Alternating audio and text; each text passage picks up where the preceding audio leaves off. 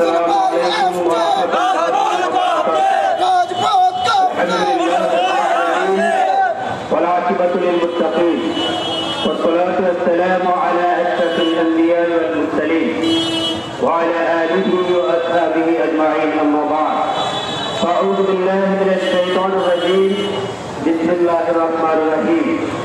وجاهدوا في الله حق جهاده واجتباكم وما جعل عليكم في الدين من حرج.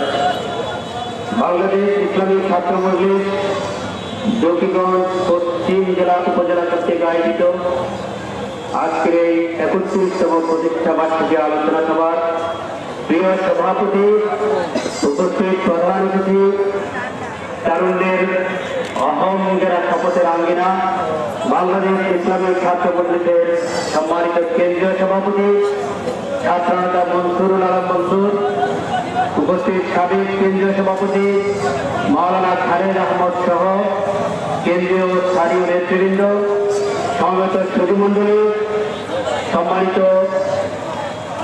ছাত্র বন্ধুগণ, অভিভাবকবৃন্দ এবং সম্মানিত কালীগঞ্জবাসী, আল্লাহ রাব্বুল আলামিনের শুকরিয়া আদায় করছি।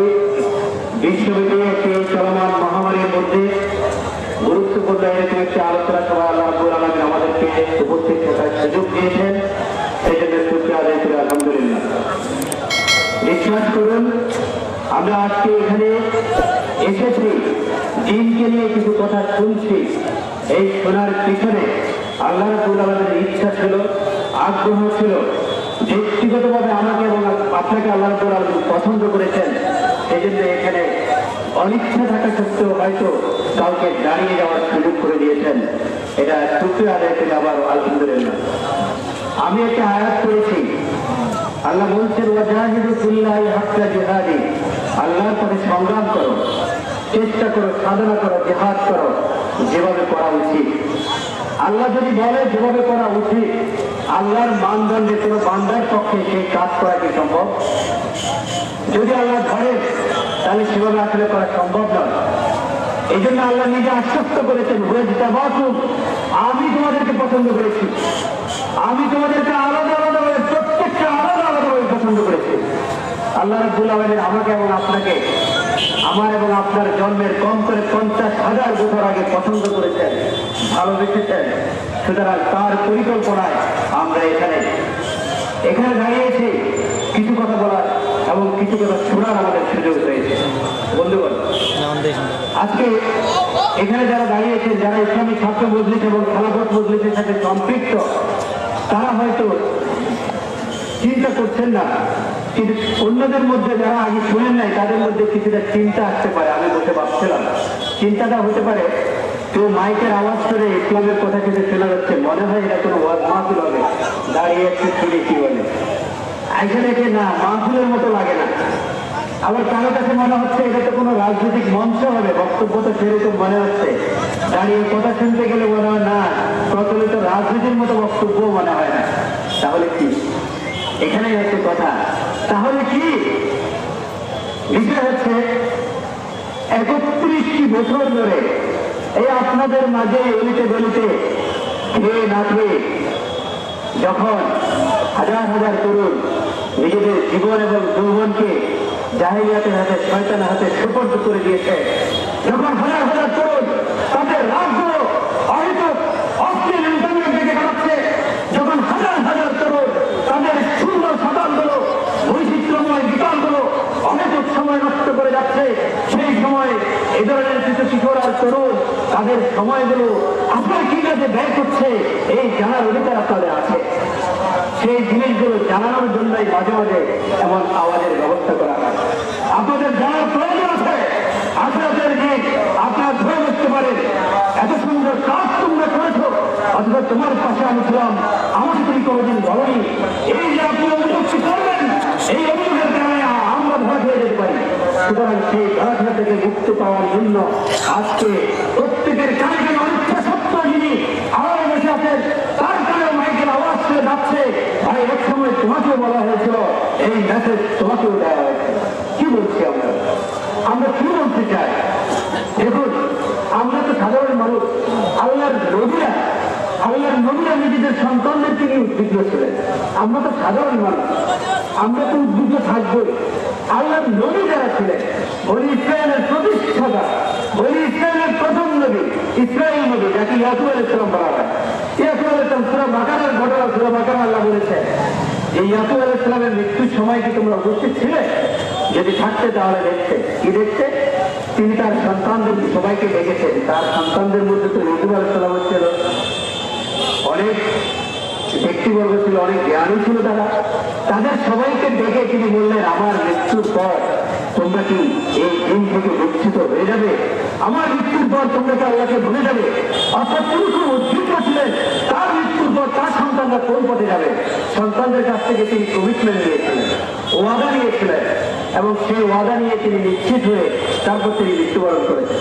সন্তানদেরকে নিয়ে আজকে এই উদ্বিগ্ন আমাদের মা বাবাদেরকে প্রায় আমরা দেখি শিক্ষকতা থাকার সুবাদে আমরা প্রায় গার্ডিয়ানদের কাছ থেকে এরকম চোখের পানি দেখে তাদের কান্নায় তারা বুক বাঁচাচ্ছে। আজকে আমরা একটি শিক্ষা ব্যবস্থা জিনিসটা প্রবর্তিত করে দিয়ে গেছে। পৃথিবীর যেখানে তারা কর্মী স্থাপন করেছে, বিদায় বেলায় সেখানে কিছু গিফট লাগিয়ে দিয়ে গিয়েছে। তারা আমাদের সীমান্ত নিয়ে তারা গিফট লাগিয়ে দিয়েছে, শিক্ষা ব্যবস্থা দিয়ে তারা গিফট লাগিয়ে দিয়েছে, তারা দীর্ঘমেয়াদী সাংবিধানিক ব্যবস্থার মধ্যে গিফট লাগিয়ে দিয়ে গিয়েছে, যাতে করে তারা চলে যাওয়ার পরও এই জাতি শান্তিতে থাকতে না পারে। লর্ড ম্যাকলের নিম্নগামী পরিশ্রমের নীতি পূর্ণ হয়। সে বলেছিল, we must do our best to make a class who may be interpreters between us and the millions whom we govern, a class of persons, Indian in blood and color, but English in taste, in opinion, in moral and in intellect. আমাদের কাজ হবে আমাদের শাসিত ভারতবাসীর মধ্য থেকে এমন একটি শ্রেণী বের করা যারা দেখতে ভারতীয় হবে, কিন্তু মেধায় মানলে মেধাদের চিন্তায় তারা হবে ইংরেজ। আমরা যেটা চাই সেটাই তারা করবে। আমাদের এবং আমাদের প্রজাদের মধ্যে সংযোগ রক্ষাকারী প্রবাসী কেমনই কাজ তারা করবে। আমরা যা চাই তাই তারা করবে। সেই লক্ষ্যেই তারা এমন একটি শিক্ষা ব্যবস্থা প্রবর্তন করে গিয়েছে। আজ তো ওই শিক্ষকের সন্তানদের জন্ম হচ্ছে, নিজ হাতে মাকে খুন করছে। আজকে জ্ঞানের আনুষ্ঠান মধ্যে সন্তানদের জন্ম হচ্ছে।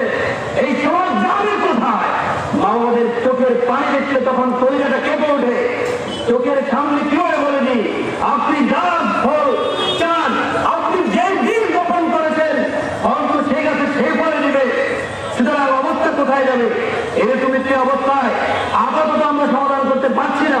শিক্ষা ব্যবস্থা সামগ্রিক রূপরেখা প্রবর্তন করে থাকে সরকার, সেটাকে আমরা হাত দিতে পারছি না। এই সময় ছাত্রমন্ত্রী সেজন্য একটি বিকল্প শিক্ষা প্রতিষ্ঠানের দায়িত্ব গ্রহণ করেছে। আপনার সন্তান স্কুলে পড়ুক, কলেজে পড়ুক, মাদ্রাসায় পড়ুক, এই সময় ছাত্রমন্ত্রী এই সময় আঙ্গিনা আসার পর সে এমন ভাবে গঠিত হবে, তার সুন্দর সকালগুলো, বৈচিত্র্যময় বিকালগুলো, জীবনের সুন্দর শুরুর সময়গুলো এমন ভাবে গড়ে উঠবে, পৃথিবীর সবচেয়ে খারাপ পরিবেশ সে যদি নিক্ষিপ্ত হয়, আপনার সন্তান হারিয়ে যাবে না, আপনার সন্তানকে আপনি খুঁজে পাবেন। আর যে সমস্ত ছাত্র ভাইরা আছেন তাদেরকে বলতে চাই, জীবনের সবচেয়ে সোনালী সময়টা এখন পার করছেন। এই সময় হারিয়ে গেলে তারপর বুঝতে পারবেন এই সময়টা কত মধুর ছিল। একজন নবীর হাতে তার সন্তান কিভাবে বেড়েছিল। আমরা দেখি আজ থেকে প্রায় 4000 বছর তারও আগে হযরত ইয়াকুব আলাইহিস সালামের সন্তান বালক ইউসুফ আলাইহিস সালামকে ভাইয়েরা কূপের মধ্যে ফেলে দিয়েছিল। সেখান থেকে একদল ব্যবসায়ী তাকে দাস হিসেবে বিক্রি করে দিয়েছিল। মিশরের বাজারে তিনি গোলাম হিসেবে বিক্রি হয়েছেন। গোলাম হিসেবে মিশরের আজিজ তাকে তার বাসায় নিয়ে যাচ্ছে। অল্প একটু সময় আজিজ তার সাথে কথা বলার সুযোগ পেয়েছে। মিশরের বাজার থেকে আজিজের বাসভবন রাস্তা বেশি না। যারা মিশরের সেই জায়গা সম্পর্কে ধারণা আছে জানেন, রাস্তা খুব বেশি না। এই অল্প সময়ে এই বালক ইউসুফকে দেখে এই আজিজের মধ্যে কিরকম প্রভাব তৈরি হলো, কিরকম তার মধ্যে প্রভাব সৃষ্টি হলো। সে তার স্ত্রীকে গিয়ে বললো, একে সম্মানিত করো, একে স্থায়ীভাবে বসবাসের সুযোগ দিয়ে সম্মানিত করো। একজন গোলামকে কেউ স্থায়ীভাবে বসবাসের সুযোগ দিয়ে সম্মানিত করে না। ও আজিজ বলো, হয়তো তাকে সন্তান হিসাবে গ্রহণ করে আমরা তার কাছ থেকে উপকৃত হতে পারি। এই বালক ছোট্ট ইউসুফ আলাইহিস সালামের মাঝে সেই আজিজ কি দেখেছিল? একজন নবীর হাতে গড়া সেই সন্তানের মাঝে এই ছোট্ট বালকের মধ্যে এমন কিছু দেখেছিল যার কারণে সে প্রভাবিত হয়ে গেছিল। বালক ইউসুফের পিছনের কোনো পরিচয় ছিল না, পিছনের কোনো পরিচয় তার নেই। পিছনের বালকের দ্বিতীয় একজন বড় ছোট্ট একজন বড়, পিছনের কোনো ইতিহাস নেই, বংশের কোনো